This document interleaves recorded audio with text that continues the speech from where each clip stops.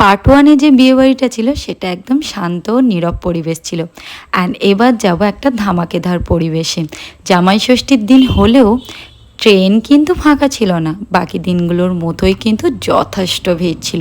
চলে এসেছি সেকেন্ড লোকেশানে। এখানে আমার ক্লায়েন্ট প্রথম থেকেই বলেছিল ওকে কয়েকটা ফিগার মোটিভ করে দিতে।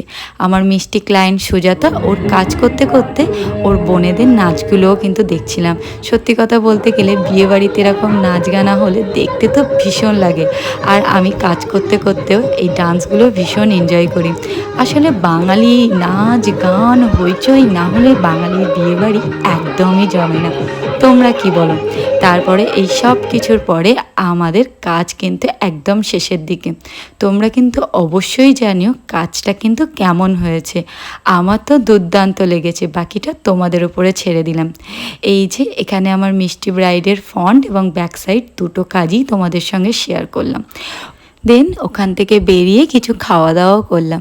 এটাই হচ্ছে আমার একটা ছোট্ট মিনি ব্লগ। কেমন লাগলো জানিও।